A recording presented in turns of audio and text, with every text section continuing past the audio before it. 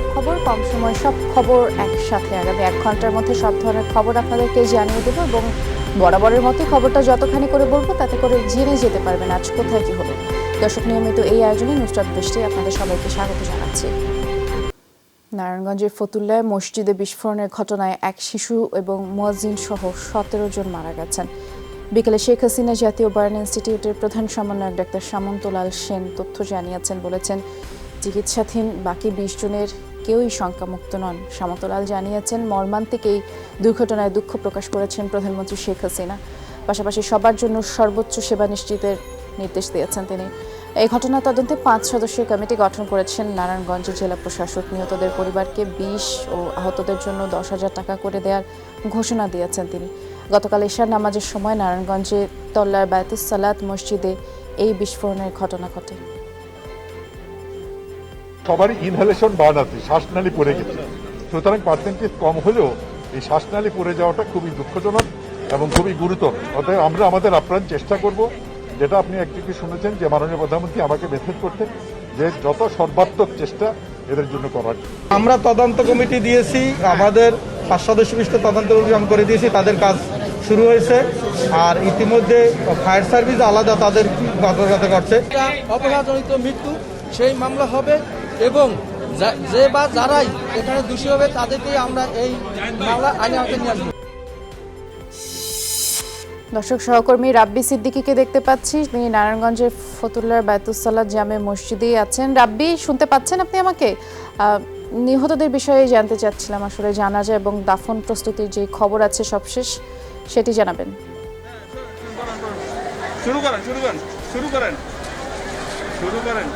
প্রথমত বলতে চাই যে জানাজা কিন্তু শুরু হয়ে গেছে এবং সেই প্রস্তুতি আমরা দেখতে পাচ্ছি এবং সবাই কিন্তু কাতারে দাঁড়িয়ে গেছেন।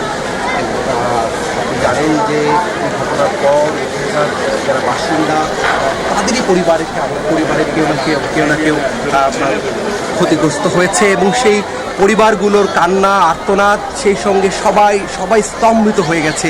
এই যে শোক, এই মসজিদে নামাজ পড়তে গিয়ে প্রাণ হারানো, আসলে এই নারায়ণগঞ্জের এইখানকার বাসিন্দা তারা আসলে বিশ্বাস করতে পারছে না যে এরকম একটি ঘটনা ঘটবে। জানাজা শুরু হয়েছে, আমরা সরাসরি চলে যাচ্ছি জানাজায়।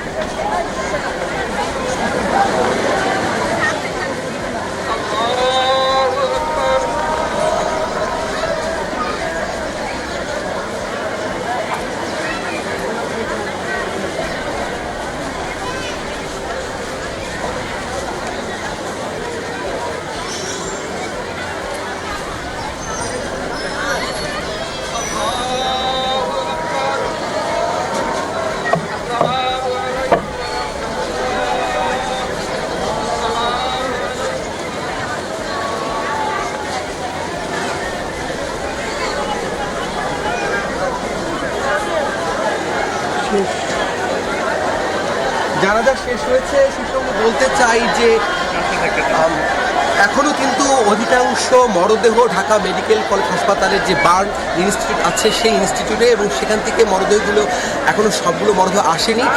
আর সেই সঙ্গে যাদের মরদেহ এসেছে তাদের জানাজা হয়েছে, পর্যায়ক্রমে আবারও জানাজা হবে, তবে সেই জানাজাগুলো ব্যক্তিগতভাবে করতে পারবেন স্বজনরা। সেই কথাই কিন্তু এখানে যারা আয়োজক তারা আমাদেরকে জানিয়েছেন। মূলত এই জানাজায় অংশ নেওয়ার জন্যই কিন্তু শত শত মানুষজন, বিশেষ করে এই এলাকার মানুষজন কিন্তু এখানে হাজির হয়েছেন। আপনি বুঝতেই পারছেন যে আসলে আশপাশের বাসিন্দারা কিন্তু এই দুর্ঘটনায় তাদের স্বজন হারিয়েছেন। সেক্ষেত্রে জি, দেখছিলাম রাব্বি, ধন্যবাদ, আপনি আমাদের সাথে যোগ দিয়ে দেখাচ্ছিলেন সেখানকার সবশেষ পরিস্থিতি। দর্শক, এবারে দেখতে পাচ্ছি সহকর্মী মনিরুল ইসলামকে। শেখ হাসিনা বার্ন ইনস্টিটিউটে আছেন তিনি। মনির, নিশ্চয়ই আপনি আমাকে শুনতে পাচ্ছেন। যারা আহত আছেন, সামন্তলাল সেন যেমনটি বলছিলেন যে কেউ আসলে শঙ্কামুক্ত না, তারপরেও ঠিক শেষ যে খবর আপনি জানেন আহতদের সবার শারীরিক অবস্থা সম্পর্কে একটু জানিয়ে দেবেন। এছাড়া অন্যান্য কোনো প্রক্রিয়া বা কোনো কিছু চিকিৎসকরা নতুন কোনো তথ্য দিয়েছেন কিনা সেটা একটু জানিয়ে দেবেন।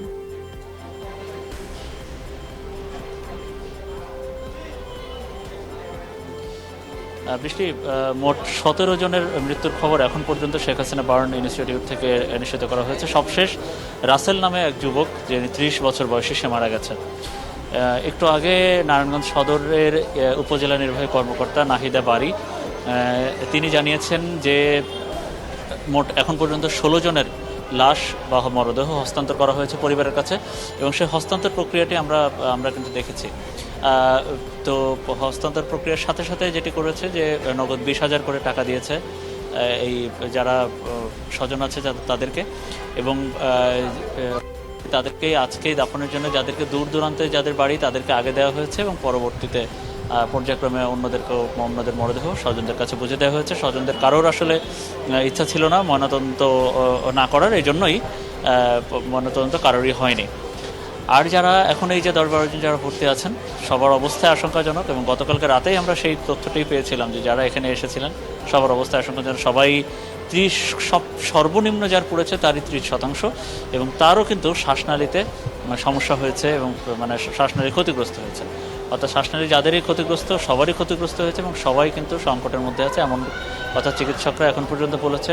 স্বজনরা এখনও যারা এই মেডিকেলে বা বার্ন ইনস্টিটিউটে যারা অপেক্ষা করছেন তাদের কান্নাকাটি আমরা এখনও দেখতে পাচ্ছি। এখনও হাসপাতাল চত্বরে জুড়ে তারা অপেক্ষা করছেন, হাসপাতালের বাইরে তারা অপেক্ষা করছেন। আসলে তাদের অপেক্ষা ততক্ষণ পর্যন্ত শেষ না হবে যতক্ষণ পর্যন্ত তারা এই মানুষগুলো আসলে সুস্থ না হবে। আর চিকিৎসকরা একটি কথা বারবার বলছেন যে তাদের সুস্থতার জন্য তাদের চেষ্টাটা যেমন আছে এবং তারা বারবার আত্মীয় স্বজনদেরকে সৃষ্টিকর্তাকে ডাকতে বলছেন। অর্থাৎ অবস্থা কতটা করুণ এতে কিন্তু বোঝা যায়।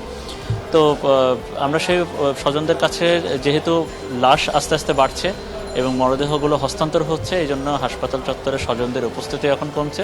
কেউ ট্রাকে করে বা অ্যাম্বুলেন্সে করে যেভাবে পাচ্ছেন, এবং তাদেরকে এই যে মরদেহ নিয়ে যাওয়া এবং দাফন প্রক্রিয়া সর্বাত্মকভাবে সরকারের এখানে সহযোগিতা থাকছে। উনি বিস্তারিত জানিয়েছেন, ধন্যবাদ আপনাকে। মসজিদের নিচ দিয়ে যাওয়া গ্যাস লাইনের লিকেজ ধরেই তদন্ত চলছে বলে জানিয়েছেন নারায়ণগঞ্জ ফায়ার সার্ভিসের উপপরিচালক নূর হাসান। সকালে ঘটনাস্থল পরিদর্শনে গিয়ে কথা জানিয়েছেন তিনি। বলেছেন এত বড় দুর্ঘটনা কিভাবে ঘটল তার বিস্তারিত তদন্ত করছে 4 সদস্যের তদন্ত দল। 10 কার্যদিবসের মধ্যে তাদের রিপোর্ট দিতে বলা হয়েছে। এছাড়া তিতাস গ্যাসের এমডি আলী মোহাম্মদ আল মামুন জানিয়েছেন ঘটনা তদন্তে 5 সদস্যের কমিটি গঠন করা হয়েছে। তিতাসের কোনো গাফিলতি অবহেলা পাওয়া গেলে ব্যবস্থা নেওয়ার আশ্বাস দিয়েছেন তিনি। তবে মসজিদ কমিটির সভাপতি জানিয়েছেন 9 মাস আগে গ্যাস লিকেজের এই বিষয়টি তিতাসকে জানানো হয়েছিল। গ্যাসের লিকেজ থেকে গ্যাসের মধ্যে আগুন লেগে এটা দুর্ঘটনাটা ঘটেছে প্রাথমিকভাবে আমাদের এটা মনে হচ্ছে। বাট আমরা কোনো ধরনের সম্ভাবনা উড়িয়ে দিচ্ছি না। যদি অন্য কোনো সম্ভাবনা থাকে সেটাও আমরা পরীক্ষা করছি। পরীক্ষা করে দেখব, আমরা দেখে আমরা আপনাদেরকে বলতে পারবো যে আসলে আমাদের গ্যাস থেকে হয়েছে নাকি ইলেকট্রিক্যাল কোনো ফল্ট ছিল বা সেরকম থেকে হয়েছে। তো এটা আমাদেরকে একটু সময় দেন, আমরা টেকনিক্যাল কমিটি নিয়ে এসেছি। 7-8 মাস বছর করবো ওই যে সময় গ্যাস লিক হয়। ওই গ্যাস লিক হওয়ার পরে আমরা ওই তিতাস গ্যাস কোম্পানি জানাইছিলাম এখানে করার জন্য, মেরামত করার জন্য। তিতাস কোম্পানি আমাদের কাছ থেকে 50,000 চায়। 50,000 চাওয়ার পর তো আমরা কাজটা আর করতে নেই, টাকাটা জোগাতে নেই, কাজ করতে পারি নাই। অস্তে আস্তে দৈনিক দিন এটা বাড়ছে। এই বাড়ার প্রেক্ষিতে আগে ওই তো পারি না, ওখানে এই ফ্লোরের মাঝখানে শুধু দায়ে পড়ছে আস্তে আস্তে কী করতে করতে। নারায়ণগঞ্জে মসজিদে বিস্ফোরণ দুর্ঘটনা নাকি নাশকতা তা তদন্তের মাধ্যমে খতিয়ে দেখা হবে, এমনটি জানিয়েছেন আওয়ামী লীগের সাধারণ সম্পাদক ওবায়দুল কাদের। এক ভিডিও বার্তায় হতাহতদের পরিবারের প্রতি সমবেদনা জানিয়েছেন তিনি। এটি নাশকতা নাকি দুর্ঘটনা তা তদন্তের মাধ্যমে জানা যাবে। ইতিমধ্যে তদন্ত কাজ শুরু হয়েছে।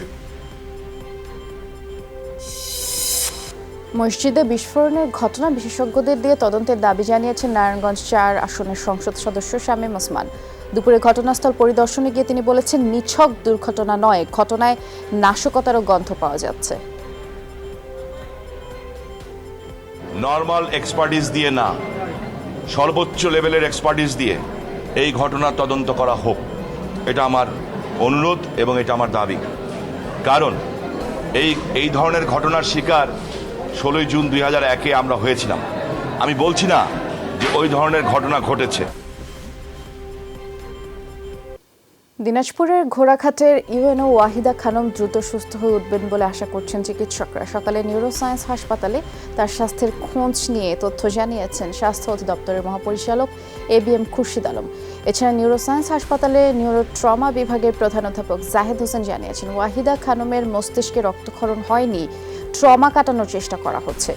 গত বৃহস্পতিবার তার মাথায় সফল অস্ত্রোপচার করা হয়। 31 BCS এর প্রশাসন ক্যাডারের কর্মকর্তা ওয়াহিদা খানম বুধবার মধ্যরাতে সরকারি বাসভবনে তার উপরে হামলা চালায় দুর্বৃত্তরা এবং এই হামলায় ওয়াহিদার পিতা ওমর আলী আহত হন। তার স্বামী রংপুরের পীরগঞ্জ উপজেলার নির্বাহী কর্মকর্তা। ওনার নাম বলতেছেন, কোথায় আছেন সেটা বলতেছেন, হাত পা উঠাইতে বললে সেগুলো উঠাইতে পারতেছেন, কিন্তু ডান হাত ডান পাটা একদম উঠানো যাচ্ছে না। আমাদের নর্মাল গ্লাসগো কমা স্কেলের স্কোর হচ্ছে 15, তো আমি বলবো যে পুরোটাই ওনার আছে। ওনার এই বাকি যে প্যারামিটারগুলো আছে সেগুলো ভালো আছে। পরশুদিন সকালবেলা আমরা আবার নিজেদের মধ্যে বসে সিদ্ধান্ত নেব উনি কি আইসিইউতে থাকবেন না আইসিইউ থেকে আমরা শিফট করব। এটা আস্তে আস্তে বোঝা যাবে যে কোন দিকে যায়।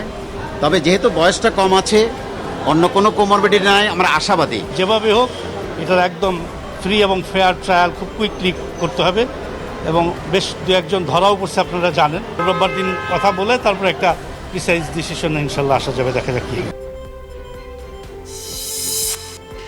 দর্শক দেখতে পাচ্ছি সহকর্মী মাহফুজুল হক যোগ দিয়েছেন আদালত চত্বর থেকে, কারণ ঘোড়াঘাটের ইউএনের উপরে এই হামলার ঘটনায় গ্রেফতার 2 আসামি নবিরুল আর সান্টুকে দিনাজপুরের আদালতে তোলা হয়েছে, আসাদুলকে আনা হয়নি। এই বিষয়ে আমরা বিস্তারিত জানবো মাহফুজুলের কাছ থেকে। মাহফুজ, শুনতে পাচ্ছেন নিশ্চয়ই, এই যে 2 আসামি যাদেরকে আনা হয়েছে তাদের রিমান্ড চাওয়া হয়েছে কিনা জানাবেন, আর আসাদুলকে তো আনা হয়নি, তার বিষয়ে সবশেষ কি তথ্য আছে?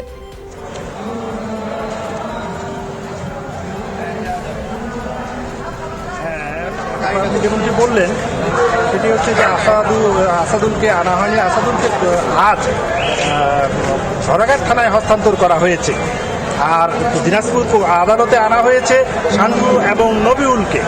তাদেরকে 5টা 20 মিনিটে দিনাজপুরে হাজির করা হয় এবং 5টা 40 মিনিটে আদালতের 7 নম্বর কক্ষে শিশির কুমার বসুর আদালতে হাজির করা হয়। সেখানে তাকে 10 দিনের রিমান্ড চাওয়া হয়, তাদের দুজনকে 10 দিন করে রিমান্ড চাওয়া হয়। আদালত তাদের 7 দিন করে রিমান্ড মঞ্জুর করেছে। বৃষ্টি যোগ দিয়েছিলাম আপনার সাথে, ধন্যবাদ মাহফুজ আমাদের সাথে বিস্তারিত জানানোর জন্য। এই ঘটনায় গ্রেফতার আসাদুল চুরির উদ্দেশ্যে বাংলায় অনুপ্রবেশের স্বীকারোক্তি দিলেও তার পরিবার তা মানতে নারাজ। তাদের দাবি সেই রাতে সে বাড়িতেই ছিল। এদিকে আসাদুলের স্বীকারোক্তির বাইরে আর কোনো কারণ আছে কিনা তা নিয়ে তদন্ত করছে র্যাব। আর দায়িত্ব নেওয়ার পর থেকেই প্রভাবশালীদের বিরুদ্ধে ইউএনও ওয়াহিদা খানমের নানা সাহসী পদক্ষেপ নিয়ে স্থানীয়দের মধ্যে আলোচনা চলছে। চুরির অভিপ্রায় থেকে সংগঠিত একটি ঘটনা, এটি আসাদুলের দাবি। তবে প্রকৃত মোটিভ অথবা প্রকৃত উদ্দেশ্যটি বের করার জন্য তদন্ত করে আমরা এই বিষয়ে নিশ্চিত মন্তব্য করতে পারবো। নিশ্চিত যে সে বাসায় ছিল? জি, বাসায় ছিল। পরের দিন আপনারা গেছিলেন কোথায়? বাজারে। আমি তো সকালেই গেছি, তো যাই শুনতে পাই যে এই ঘটনা। আপনার ভাই তখন আপনার সঙ্গে ছিল? হ্যাঁ, ওসমানপুরেই ছিল। আসাদুল স্বীকার করেছে যে এই গেঞ্জিটি তার, সে ছিল এবং সেই লাল গেঞ্জিটি আমরা উদ্ধার করেছি। স্যার আসার পরে এখানে বদ্ধ করে দেওয়ার পরে আর এটা তুলে নিয়ে ওইভাবেই আসে। মিটিং পুরে দিয়েছিল ও রে সর। দিনাজপুরের ঘোড়াঘাটের ইউএনও ওয়াহিদা খানমের উপরে হামলা পরিকল্পিত হত্যা চেষ্টা, এর সাথে আরও অনেকেই জড়িত থাকতে পারে বলে মনে করেন অ্যাডমিনিস্ট্রেটিভ সার্ভিস অ্যাসোসিয়েশনের সভাপতি হেলাল উদ্দিন আহমদ। বলেছেন মাঠ পর্যায়ের কর্মকর্তারা নানা বাধার সম্মুখীন হচ্ছেন, তাই ইউএনওদের নিরাপত্তায় ব্যাটালিয়ন আনসার নিয়োগের আহ্বান জানিয়েছেন তিনি। কোনো কোনো মহল ঘটনাটি ভিন্ন খাতে প্রবাহিত করার চেষ্টা করার লক্ষ্যে বিচ্ছিন্ন ও চুরির ঘটনা উল্লেখ করে চালিয়ে দেওয়ার অপপ্রচার চালাচ্ছেন। আমরা অ্যাসোসিয়েশনের প্রত্যেকটি সদস্য মনে করি এটা কোনো চুরির ঘটনা নয়, এটি একটি পরিকল্পিত হত্যাকাণ্ডের একটি অংশ। এদিকে হামলার প্রতিবাদে নওগাঁয় মানববন্ধন হয়েছে। সকালে মহাদেবপুর প্রধান সড়কের পাশে এই কর্মসূচি পালন করে স্থানীয়রা। এতে শিক্ষক, শিক্ষার্থী সহ নানা শ্রেণী পেশার মানুষ অংশ নেয়। বক্তারা তখন অভিযোগ করেন শুধুমাত্র চুরির উদ্দেশ্যে নয়, পরিকল্পিতভাবে হত্যার জন্য ইউএনের উপরে এই হামলা চালানো হয়েছে। তদন্তের মাধ্যমে সঠিক কারণ উদ্ঘাটন ও হামলাকারীদের দৃষ্টান্তমূলক শাস্তির দাবি জানিয়েছেন তারা। পরে ইউএনও ওয়াহিদা খানম ও তার বাবার সুস্থতায় দোয়া কামনা করা হয়। নির্বাহী কর্মকর্তাকে অবশ্যই নিরাপত্তার ব্যবস্থা করতে হবে এবং তাদের নিরাপত্তা দিতে হবে। অনিয়মের বিরুদ্ধে উনি কাজ করেছেন, যেটা আমরা বিভিন্ন গণমাধ্যমের মাধ্যমে জেনেছি। উনি একজন সজ্জন ব্যক্তি। কি কারণে হামলা হলো, কি কারণে হয়েছে, শুধু নিহাতি চুরির ঘটনায় না এর পিছনে অন্য কিছু কারণ আছে? মাননীয় প্রধানমন্ত্রী, মাননীয় স্বরাষ্ট্রমন্ত্রীর কাছে দাবি করছি খুব দ্রুততার সহিত এই দোষীদেরকে যেন শাস্তির আওতায় আনা হয়। গত 24 ঘন্টায় করোনা কেড়ে নিল আরও 35 জনের প্রাণ। এদের মধ্যে 25 জন পুরুষ, 10 জন নারী। সুস্থ হয়েছেন 1661 জন। নতুন করে করোনা পরীক্ষা করা হয়েছে 12,847 জনের, শনাক্ত 1950 জন। স্বাস্থ্য অধিদপ্তরের সংবাদ বিজ্ঞপ্তিতে আরও জানানো হয়েছে, এ পর্যন্ত মোট করোনা শনাক্ত হয়েছে 3,23,565 জন। প্রাণ হারিয়েছেন 4,447 জন। মোট সুস্থ হয়েছেন 2,17,852 জন। 24 ঘন্টায় শনাক্তের হার 15.18%, আর এ পর্যন্ত শনাক্তের হার 20%।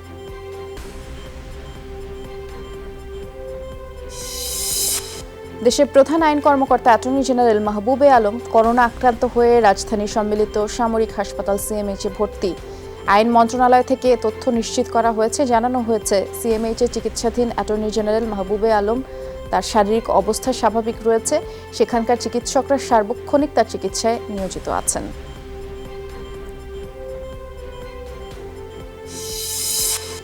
করোনা পরীক্ষায় এবার নেগেটিভ রিপোর্ট পেয়েছেন সাকিব আল হাসান। দেশে ফিরে টেস্ট করান তিনি। বৃহস্পতিবার করোনা পরীক্ষার জন্য নমুনা জমা দেন সাকিব। শুক্রবারই তার রিপোর্ট আসে নেগেটিভ।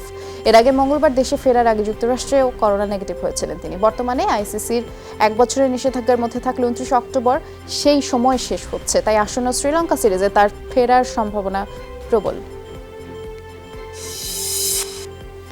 আগামী জুনের মধ্যে করোনার ভ্যাকসিন আসবে বলে আশাবাদী আইসিডিডিআরবি। সংস্থাটি বলছে, ভ্যাকসিন অ্যালায়েন্স কোভ্যাক্স থেকে 20% মানুষের জন্য টিকা পাবে বাংলাদেশ। আর সেক্ষেত্রে প্রতি ডোজের জন্য বাংলাদেশকে গুনতে হবে মাত্র 27 টাকা। 2-3 সপ্তাহের মধ্যেই চীনা টিকার ট্রায়াল দেশে শুরুর কথাও জানান প্রতিষ্ঠানটির এমিরেটাস বিজ্ঞানী ডক্টর ফেরদৌসি কাদরি। তাড়াহুড়ো না করে ট্রায়ালে আন্তর্জাতিক প্রটোকল বজায় রাখা হবে বলে আশাবাদী বিশেষজ্ঞরা। করোনা ভ্যাকসিন নিয়ে আমাদের সহকর্মী রিপোর্টও করেছে। কিভাবে আমরা তাড়াতাড়ি করতে পারি? 2-3 সপ্তাহ আগে তো আরম্ভ করতে পারবো না, 2 সপ্তাহ তো মিনিমাম লাগবে। এই ক্লিনিক্যাল ট্রায়াল যেটা যারা করবে, সেখানে আন্তর্জাতিক প্রটোকলে অন্যান্য উন্নত বিশ্বে যেভাবে ট্রায়াল করা হয় সেই সবগুলো মাপকাঠি তারা বজায় রাখবেন এবং মেনে চলবেন। ফার্স্ট কোয়ার্টার আর first half of next year বললে আমাদের জন্য বেশি সেফ। এখন যে কয়টা ট্রায়াল হয়েছে, প্রথমে ফেজ 1 ফেজ 2, তারা 1 ডোজ দিয়েও দেখেছে, 2 ডোজ দিয়েও দেখেছে। কোভ্যাক্স ফ্যাসিলিটি থেকে ভ্যাকসিন আসবে, কিভাবে আসবে এটাও হবে, আমরা কোন স্তরে আছি গাভির সাপোর্টের, আমরা এখন ট্রানজিশনে আছি। মুক্তিযুদ্ধের সেক্টর কমান্ডার অবসরপ্রাপ্ত লেফটেন্যান্ট কর্নেল আবু ওসমানের দাফন সম্পন্ন হয়েছে বনানীর সামরিক কবরস্থানে। তাকে শায়িত করা হয়। এর আগে ঢাকা সেনানিবাসের কেন্দ্রীয় মসজিদে জানাজা সম্পন্ন হয়। সেক্টর কমান্ডার আবু ওসমানের সকাল 8টার দিকে রাজধানীর সম্মিলিত সামরিক হাসপাতাল সিএমএইচে তিনি মারা যান। তার মৃত্যুতে শোক জানিয়েছেন রাষ্ট্রপতি আব্দুল হামিদ এবং প্রধানমন্ত্রী শেখ হাসিনা। মুক্তিযুদ্ধকালে 8 নম্বর সেক্টরের কমান্ডার হিসেবেই দায়িত্ব পালন করেন তিনি। দীর্ঘদিন ধরেই শারীরিক নানা অসুস্থতায় ভুগছিলেন এই বীর মুক্তিযোদ্ধা। পরে করোনায় আক্রান্ত হলে ঢাকা সিএমএইচে ভর্তি করা হয়। ঢাকা জেলা প্রশাসন এবং আর্মি হেডকোয়ার্টার ওনারা সমন্বয় করে করছেন। ওনার জানাজা হবে কেন্দ্রীয় মসজিদ ঢাকা সেনানিবাসে বা দাসর। তারপর দাফনের জন্য বনানী সামরিক কবরস্থান যেটা আছে সেটা নির্ধারণ করা হয়েছে আর কি। ফ্যামিলির সবাই খুবই মর্মাহত। আমরা আমাদের গার্ডিয়ানকে হারিয়েছি। আল্লাহ যেন ওনাকে বেহেশত নসিব করে, আমরা সবার কাছে দোয়া চাচ্ছি। সব জল্পনা কল্পনার অবসান ঘটিয়ে শেষ পর্যন্ত চলতি মৌসুমে বার্সেলোনাতেই থেকে যাওয়ার সিদ্ধান্তের কথা জানিয়েছেন লিওনেল মেসি। গোল.com-এ দেয়া এক সাক্ষাৎকারে বিষয়টি নিজেই নিশ্চিত করেছেন মেসি। সুযোগ থাকলেও প্রিয় ক্লাবকে আদালতে নিতে চাননি এলএম10। তবে অসন্তুষ্টি নিয়েই বার্সাতে থেকে যাওয়া মেসি বলেন, প্রতিশ্রুতি রাখেননি ক্লাব সভাপতি।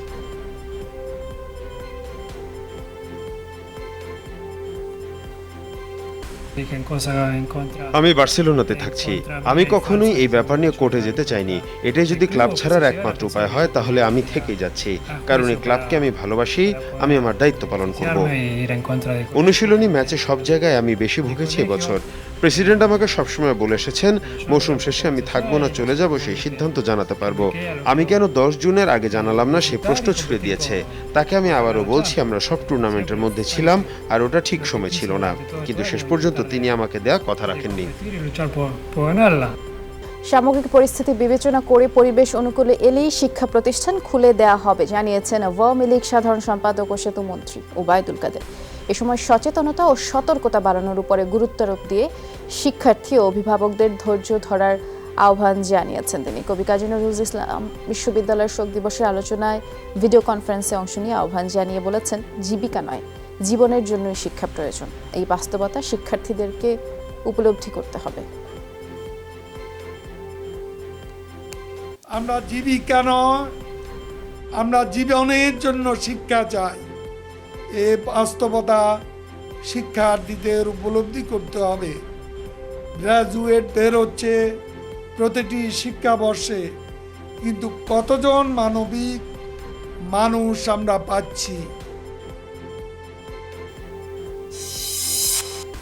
ব্যাংকে সাইবার হামলার শঙ্কায় সতর্কতা জারি করেছে বাংলাদেশ ব্যাংক। সতর্কতায় বলা হয়, 2016 সালে যেভাবে সাইবার হামলা করে বাংলাদেশ ব্যাংকের রিজার্ভ চুরি করা হয়েছিল, সেভাবেই আবার সাইবার হামলার শঙ্কা রয়েছে।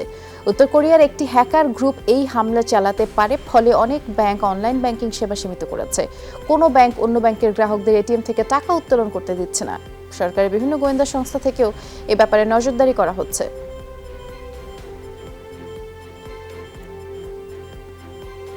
অ্যালার্টের যখন আমাদের নোটিশটা পেলাম, তারপরে আমরা যে সমস্ত পয়েন্ট দিয়ে আসতে পারে সেই সমস্ত পয়েন্টগুলোকে আইডেন্টিফাই করার চেষ্টা করেছি এবং সাথে সাথে সেখানে আমরা সিকিউরিটি এনহ্যান্স করার চেষ্টা করেছি। At the same time physical ভিজিলেন্সটা বাড়িয়ে দিয়েছি।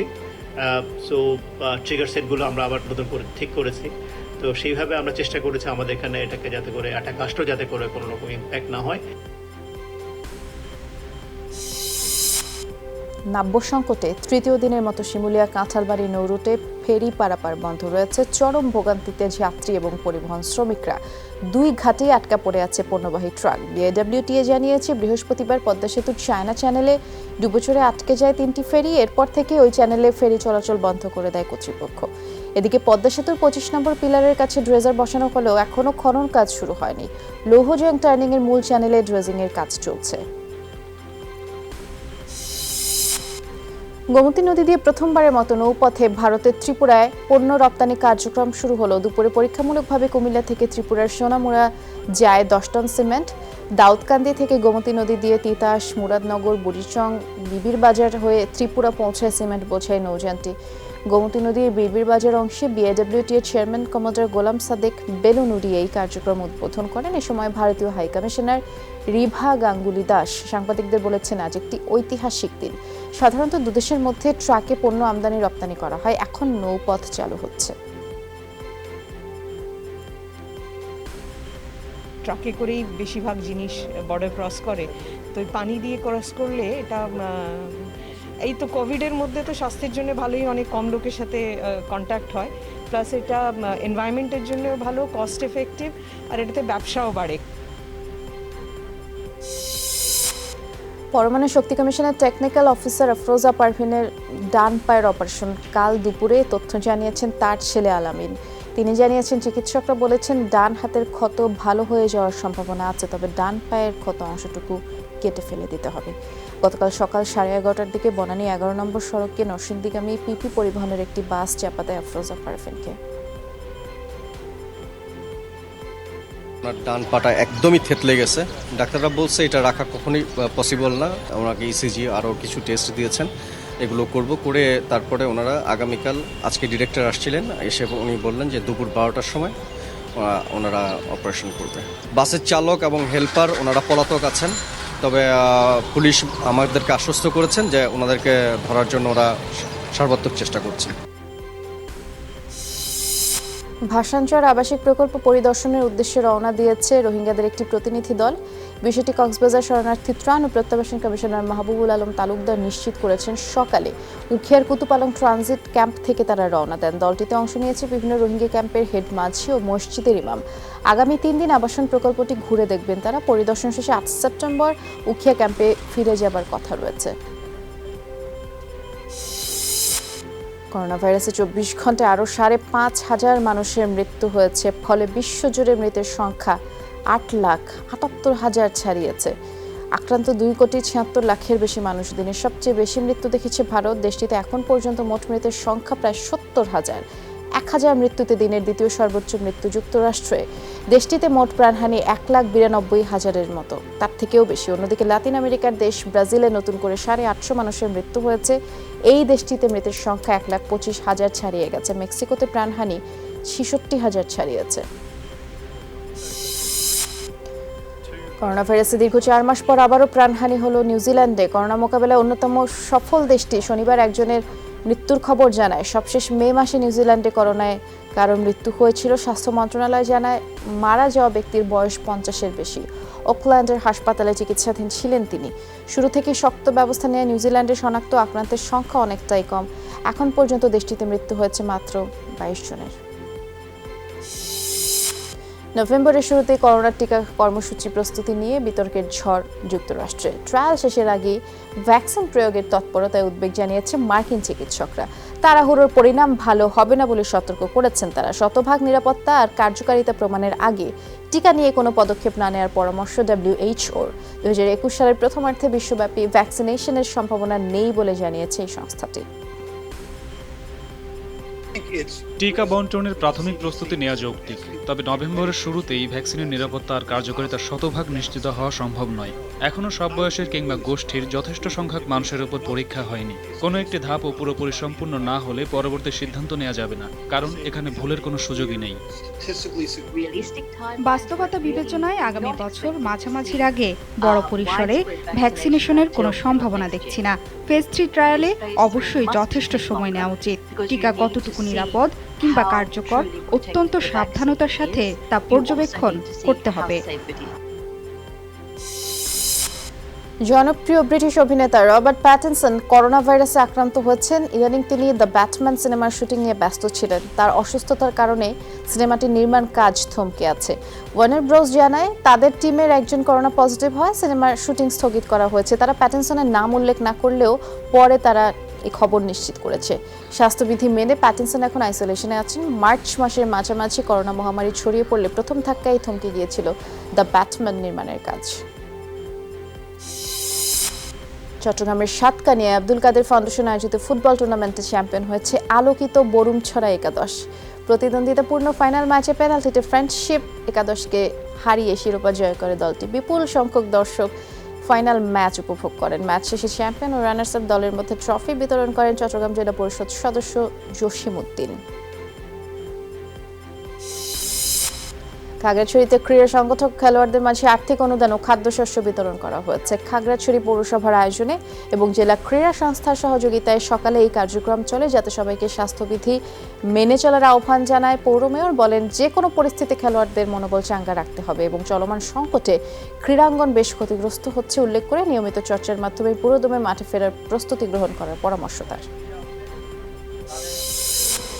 ফুটবল ফেডারেশনের নির্বাচন পিছিয়ে দেওয়ার আহ্বান করেছেন জেলা ও বিভাগীয় ক্রীড়া সংস্থার সংগঠকরা। বলছেন, করোনার কারণে এখন নির্বাচন ঝুঁকিপূর্ণ। নির্বাচন কমিশন জানিয়েছে করোনা আক্রান্ত হলে ভোট দেওয়া যাবে না, অথচ 30 জন ডেলিগেট ও কাউন্সিলর এখন করোনায় আক্রান্ত বলে দাবি জেলা ও বিভাগীয় ক্রীড়া ফুটবল সংস্থার। তাই নির্বাচন পিছিয়ে দেওয়ার দাবি তাদের।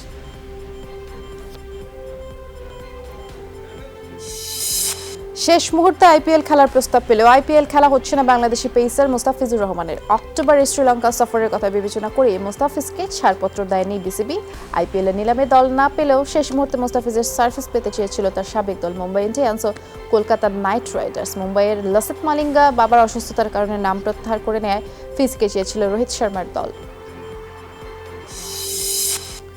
করোনার প্রকোপ কাটিয়ে দ্রুতই মাঠে ফিরছে হকি। এরই মধ্যে প্রিমিয়ার হকি লিগ নিয়ে কাজ শুরু করেছে ফেডারেশন। আন্তর্জাতিক আসরের পাশাপাশি ঘরোয়া হকি নিয়েও ভাবছে ফেডারেশন। এর মধ্যে ক্লাবগুলোর কাছে প্রতিনিধির নাম চেয়ে চিঠি দেওয়া হয়েছে। ইচ্ছে তাদের অক্টোবরেই হকি লিগ শুরু করার। সেই সাথে 2021 সালে পূর্ব নির্ধারিত 2টি আন্তর্জাতিক টুর্নামেন্ট আয়োজন করতেও সক্রিয় ফেডারেশন। 2021 জানুয়ারি মাসের 21 তারিখ থেকে আমরা এশিয়ান হকি ফেডারেশন থেকে কনফার্মেশন পেয়েছি। পাশাপাশি বাংলাদেশে প্রথমবারের মতন চ্যাম্পিয়ন ট্রফি অনুষ্ঠিত হবে এবং সেটারও ডেট নভেম্বরে ছিল 2020-এর, সেটাও পরিবর্তিত ডেট 2021 মার্চ, এই দুটো আন্তর্জাতিক টুর্নামেন্ট আমাদের দেশে হবে। ইতিমধ্যে আমাদের আন্ডার-21 টিমটাকে একটা ফিটনেস ক্যাম্প হিসেবে আমরা বিমান বাহিনীর বঙ্গবন্ধু ঘাঁটিতে আরম্ভ করেছি। সেটা আগামী 8 তারিখ শেষ হবে। নওগাঁর খাস নওগাঁ মহল্লা এক স্কুল ছাত্রীর মরদেহ উদ্ধার করেছে পুলিশ। পরিবারের অভিযোগ, ওই ছাত্রীকে পরিত্যক্ত একটি বাসায় নিয়ে মারধরসহ শারীরিক নির্যাতন করে রিহান নামে স্থানীয় এক যুবক। ঘটনার পরে অপমান সহ্য করতে না পেরে আত্মহত্যা করে মেয়েটি। স্থানীয়রা বলছে, ছাত্রীকে প্রায় উত্ত্যক্ত করত বখাটে রিহান। বিষয়টি নিয়ে প্রতিবাদও করে ছাত্রীর পরিবার। এতে করে ক্ষুব্ধ হয়ে ছাত্রীকে তুলে নিয়ে গিয়ে নির্যাতন চালায় রিহান ও তার সহযোগীরা। ঘটনায় মামলা হলেও কাউকে গ্রেফতার করেনি পুলিশ। মুজিববর্ষ উদযাপন কর্মসূচির অংশ হিসেবে নোয়াখালীতে শুরু হয়েছে মাসব্যাপী বৃক্ষরোপণ ও চারা বিতরণ কর্মসূচি। সিমেন্ট উৎপাদনকারী প্রতিষ্ঠান ডায়মন্ড সিমেন্টের উদ্যোগে এই কর্মসূচির উদ্বোধন করেন নোয়াখালী জেলা প্রশাসক খোরশেদ আলম খান। বৃক্ষরোপণ ও চারা বিতরণ অনুষ্ঠানে তিনি পরিবেশের ভারসাম্য রক্ষায় গাছ লাগানোর বিকল্প নেই বলে মন্তব্য করেন। পরে নোয়াখালী জেলার বিভিন্ন স্থানে ফলজ, বনজ ও ঔষধি গাছ লাগানো হয়। Certified accounting technician CAT qualification শুরু করেছে the association of chartered certified accountants ACCA Bangladesh. 3 September এক অনলাইন অনুষ্ঠানের মাধ্যমে এই কোয়ালিফিকেশনটি সবার জন্য উন্মুক্ত করা হয়। অনুষ্ঠানের প্রধান অতিথি ছিলেন শিক্ষা উপমন্ত্রী মহিবুল হাসান চৌধুরী। ছোট বড় সব প্রতিষ্ঠান সিএটি কোয়ালিফিকেশনের সুবিধা নিতে পারবে বলে আশা করেন ACCA বাংলাদেশের কান্ট্রি ম্যানেজার মোহাম্মদ এহসানুল হক বাশার। এভারেলস ইন্টারন্যাশনাল স্কুলের তৃতীয় হিপস সমাবর্তন অনুষ্ঠিত হয়েছে। সকালে ভার্চুয়াল এই সমাবর্তনে দেশ বিদেশ থেকে অনেকেই যুক্ত হন। স্কুলের ফেসবুক পেজ ও ইউটিউব চ্যানেল থেকে অনুষ্ঠানটি সম্প্রচার করা হয়। সমাবর্তনে 9 শিক্ষার্থীকে অ্যাওয়ার্ড দেওয়া হয়। এভারেলস ইন্টারন্যাশনাল স্কুলের চেয়ারম্যান খান মোহাম্মদ আখতারুজ্জামান বলেছেন, যে কয়টি স্কুল সরকারের সহযোগিতায় করোনাকালে সফলভাবে শিক্ষা কার্যক্রম এগিয়ে নিচ্ছে, এভারেলস ইন্টারন্যাশনাল স্কুল তাদের মধ্যে অন্যতম। সমাবর্তনে বক্তব্য দেন ইসলামিক রিলিফে যুক্তরাষ্ট্রের অ্যাম্বাসেডর মারিয়াম মাসুদ। বিগ বসের প্রত্যেক পর্বের জন্য 20 কোটি রুপি করে নিচ্ছেন সালমান খান। অর্থাৎ বিগ বস 14 গোটা সিজনের জন্য 450 কোটি রুপি পারিশ্রমিক নেবেন ভাইজান। যদিও সালুর পক্ষ থেকে বিগ বসের পারিশ্রমিক সংক্রান্ত বিষয়ে কোনো মন্তব্য করা হয়নি। শোনা যায় এবারের সিজনের জন্য নাকি সালমান পারিশ্রমিকের মাত্রা আরও বাড়িয়ে করেছেন 20 কোটি। আর চলতি সিজনের জন্য সালমান মোট পারিশ্রমিক গিয়ে দাঁড়াচ্ছে 480 কোটি। বিগ বস 14 এর জন্য মুম্বাইয়ের গোরেগাঁওয়ের ফিল্ম সিটিতে সেট তৈরি করা হচ্ছে। প্রত্যেক শনিবার সালমান নিজের বাড়ি থেকে বিগ বসের সেটে হাজির হবেন। সুশান্ত সিং রাজপুতের মামলায় মাদক চোখ বড় ভূমিকা নিয়েছে। 4 সেপ্টেম্বর প্রথমে গ্রেফতার করা হয় সুশান্তের হাউস ম্যানেজার স্যামুয়েল মিরান্ডাকে। সন্ধেবেলায় গ্রেফতার হন রিয়া চক্রবর্তীর ভাই সৌভিক চক্রবর্তী। এবারে এই মাদক যোগে সুশান্তের বাড়ির পরিচালক দীপেশ সাওয়ান্তকে ডেকে পাঠালো নার্কোটিক্স কন্ট্রোল ব্যুরো। জানা যায়, যেই হোয়াটসঅ্যাপ চ্যাট থেকে প্রথম মাদক যোগের কথা জানা গিয়েছিল সেখানেও দীপেশের উল্লেখ রয়েছে। এনসিবির প্রধান তিনি জানিয়েছেন, সমস্ত রকমের আইনকানুন মেনে সৌভিক ও স্যামুয়েল মিরান্ডাকে আদালতে পেশ করা হবে। করোনা মহামারীতে মানুষ যখন গৃহবন্দী, 6 মাস ধরে সিনেমা হল বন্ধ, ঠিক তখনই বসলো 77তম ভেনিস চলচ্চিত্র উৎসব। করোনা মহামারীর করাল থাবায় প্রচণ্ড ক্ষতিগ্রস্ত ইতালিতে সমস্ত ভয় কাটিয়েই এই আয়োজন হলো। উৎসব অঙ্গনের ভেতরে বাইরে সবাই মুখে মাস্ক পরা সবার জন্যই বাধ্যতামূলক ছিল। আসন বিন্যাসেও দূরত্ব মানা হচ্ছে। এত কিছুর পরেও সিনেমা প্রেমীরা মিলিত হয়েছেন একটাই আর্জি নিয়ে, স্ট্রিমিং দানবদের হুমকি থেকে প্রেক্ষাগৃহে যাওয়ার আনন্দকে বাঁচাতে হবে। বরাবরের মতো ইতালিয়ান সিনেমা দ্য থাইস প্রদর্শনের মাধ্যমে শুরু হয় ভেনিস উৎসব। তার আগে উদ্বোধনী পর্বে বক্তব্য রাখেন ইউরোপের শীর্ষ 7টি ফিল্ম ফেস্টিভ্যালের পরিচালকরা। এদের মধ্যে উপস্থিত ছিলেন কানের পরিচালক থিয়েরি ফ্রেমক্স। তারা সবাই বড় পর্দার জন্য পূর্ণ সমর্থন ঘোষণা করেন। ইংল্যান্ড অস্ট্রেলিয়া সিরিজের খবর। 3 ম্যাচ সিরিজের প্রথমটিতে অস্ট্রেলিয়াকে 2 রানে হারিয়েছে ইংল্যান্ড। ইংলিশদের 163 রানের টার্গেট তারা করতে নেমে 6 উইকেটে 160 রানে থামে অজরিরা। আগে ব্যাটিংয়ে নেমে জশ বাটলারের ব্যাটে ভালো শুরু পায় ইংল্যান্ড। 43 রানের উদ্বোধনী জুটি ভাঙে জনি বেয়ারস্টো। 8 রান করে সাজঘরে ফিরলে 44 রান করা বাটলার আস্তানা গার্ডের স্পিনে কাটা পড়লে 64 রানে দ্বিতীয় উইকেট হারায় স্বাগতিকরা। 3 নম্বরে নামা দাভিদ মালান ছাড়া আর কেউই ভালো করতে পারেনি। মালানের 66 রানের ইনিংসেই মূলত 7 উইকেটে 162 রান করে ইংল্যান্ড। মাঝের স্কোর তারা করতে নেমে অস্ট্রেলিয়াকে ভালো শুরু এনে দেন অধিনায়ক ফিঞ্চ ও ডেভিড ওয়ার্নার। ফিঞ্চ 46, ওয়ার্নার 58, স্মিথের 18 রানের ইনিংসের পরে আর কেউ রানের গতি বাড়াতে পারেনি। শেষ পর্যন্ত 4 উইকেট হাতে থাকলেও 2 রানে হারের লজ্জা পায় অজিরা। দর্শক, সব খবর আজকের এখানে শেষ করে দিচ্ছি। সবাইকে ধন্যবাদ সাথে থাকার জন্য। নিরাপদে থাকবেন।